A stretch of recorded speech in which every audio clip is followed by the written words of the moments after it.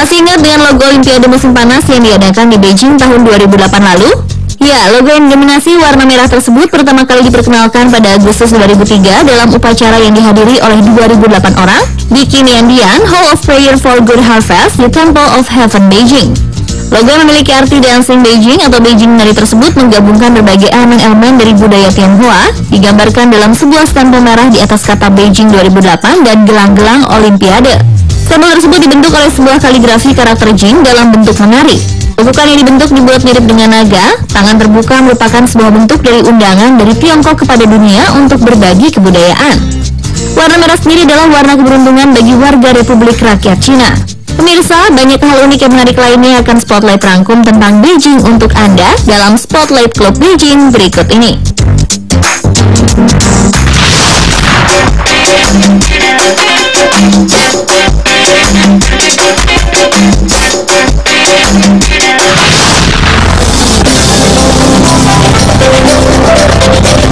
Beijing lebih dari sekedar ibu kota bagi Republik Cina.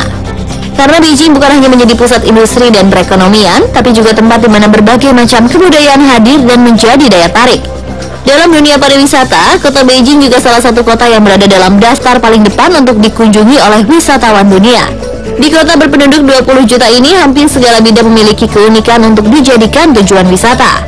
Apalagi kota kedua terbesar setelah Shanghai ini sebagai ibu kota kuno di Cina. Mau tahu apa saja dan di mana saja hal menarik dari kota yang berbatasan langsung dengan Provinsi Hebei dan Tianjin ini? Berikut tim Spotlight telah merangkumnya dalam Spotlight Club Beijing berikut ini.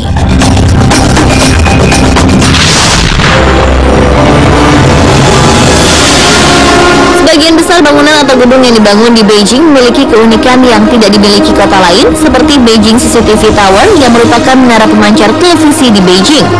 Bangunan ini seperti dua gedung terpisah, namun sebenarnya menyatu di atas dan bawahnya. Stadion Nasional Beijing atau Bird Nest menjadi bangunan era modern lainnya yang tak boleh dilewatkan. Bentuk bangunannya yang unik mirip sarang burung menjadi daya tarik stadion yang digunakan saat Olimpiade Beijing 2008 lalu. Selanjutnya ada Gedung Teater Nasional. Gedung ini juga menjadi ikon Beijing karena arsitekturnya yang unik mirip telur mengambang. Danau buatan di sekeliling gedung yang membuat bangunan ini seperti mengambang. Bangunan modern lain adalah Water Cube atau gedung gelembung air raksasa.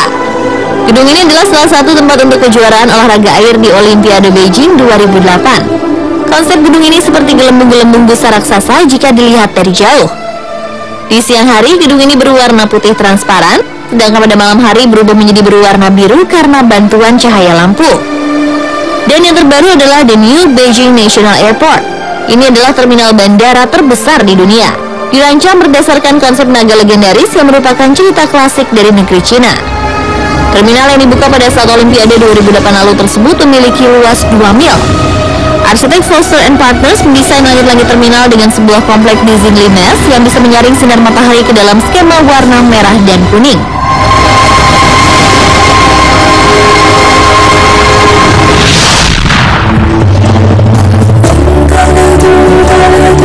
Tradisi yang tak boleh dilewatkan saat mengunjungi Beijing adalah Festival Minum Teh. Festival tahunan ini diadakan setiap Juli hingga September di lapangan Tiananmen. Festival ini tetap terlaksana karena masyarakat Beijing memegang teguh tradisi turun-temurun yang sudah dilakukan sejak zaman dinasti Tang pada 618 hingga 907 Masehi.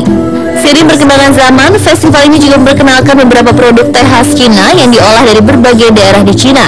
Bahkan kita mendapat pelajaran berharga mengenai tata cara bagaimana orang-orang Cina dalam jamuan minum teh yang memang setiap daerah memiliki cara yang berbeda-beda. Bahkan kini para wisatawan pun boleh langsung berpartisipasi di festival ini, baik dalam memperkenalkan cara minum teh di negara asal wisatawan tersebut atau mengikuti beberapa seminar segala sesuatu tentang teh. Karena di Cina, teh selain dijadikan minuman sesuai tradisi juga dijadikan obat.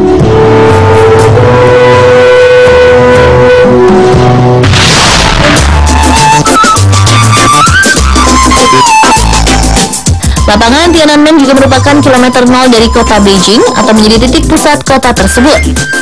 Berbagai catatan penting sejarah perjalanan Cina sangat melekat dalam lapangan yang memiliki luas 400.000 meter persegi tersebut.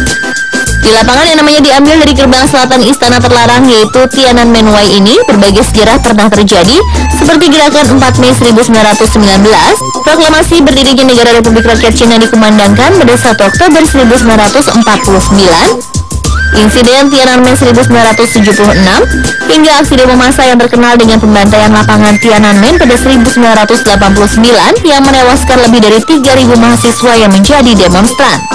Di luar sejarah yang menemani perjalanan Cina, kini lapangan Tiananmen menjadi pusat segala kegiatan. Bahkan lapangan Tiananmen di saat musim libur bisa dipadati sekitar 1 juta wisatawan. Sebuah angka yang jarang bisa didapati objek wisata lainnya, baik di Cina maupun kawasan wisata lainnya di dunia.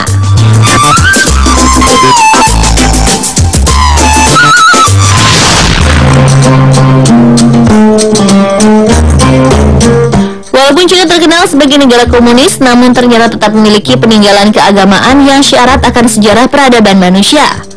Salah satunya adalah keberadaan Masjid Niuji. Masjid ini memiliki arsitektur cukup unik, yaitu berbeda dengan arsitektur masjid pada umumnya. Masjid terbesar dan tertua di pusat kota penduduk Muslim Beijing ini berbentuk seperti kuil Buddha. Masjid Niuji dibangun pada tahun 995 Masehi oleh 2 orang yang berasal dari Arab. Dalam perjalanannya, Masjid Niuji 2 kali mengalami perombakan, yaitu pada masa dinasti Yuan, Ming, dan Qing antara abad ke-13 hingga abad 19, serta pada tahun 1949.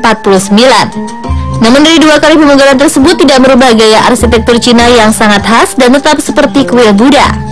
Masjid Niuji memiliki luas mencapai 6.000 meter persegi dan mencakup beberapa bangunan seperti ruang sholat, menara atau Lubenggi, menara observatorium, dan 2 pavilion. Eksteriornya dirancang dalam gaya Cina klasik, sedangkan interiornya lebih bergaya tradisional Arab. Masjid ini dibuka untuk umum dan menjadi pusat kegiatan keagamaan oleh penduduk Muslim Beijing.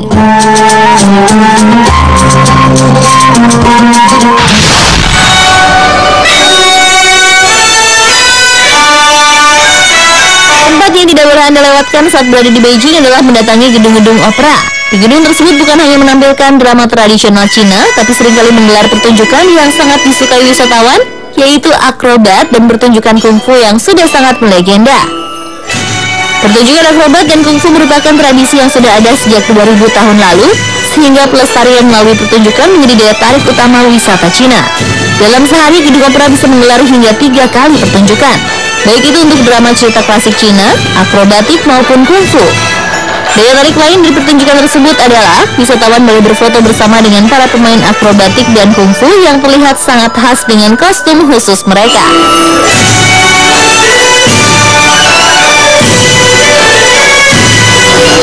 Pemirsa, itulah hal-hal dan fakta menarik dari sebuah kota bernama Beijing.